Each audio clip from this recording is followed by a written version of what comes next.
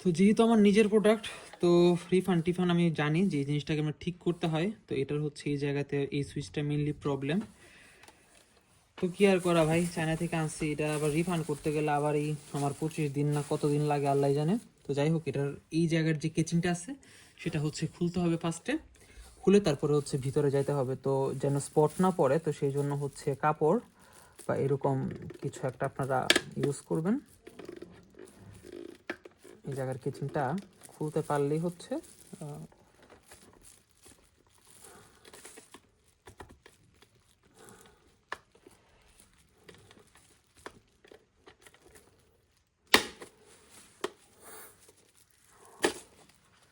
চিন্তার কোনো কারণ নাই, একটু শব্দ হবে।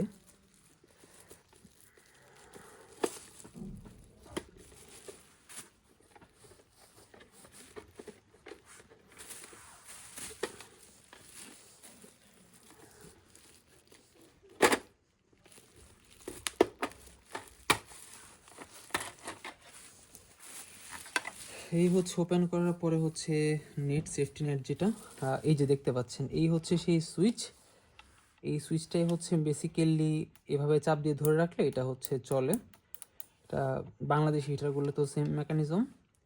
তো যাই হোক, এটাকে হচ্ছে জাস্ট এই যে এই পকেটটা দেখতে পাচ্ছেন, এই পকেটটার মধ্যে জাস্ট হচ্ছে ঢুকিয়ে তারপর হচ্ছে চাপ দিলেই ঢুকে যাবে।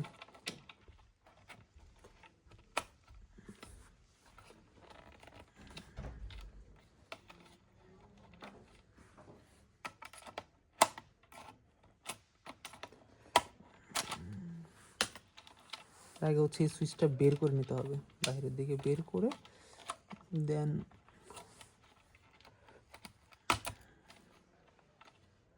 ওকে ফাইন, ঠিক আছে। এই যে এখন হচ্ছে আমাদের এই সুইচটা কাজ করতেছে, দেখতেই পাচ্ছেন। আমরা যদি হচ্ছে এখানে একটু টেস্ট করি, টেস্ট করলে আপনারা ভালো বুঝবেন।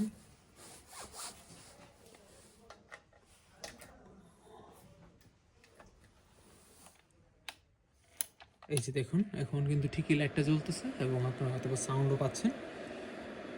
এই হচ্ছে চায়না প্রোডাক্টের ফিরিস্তি।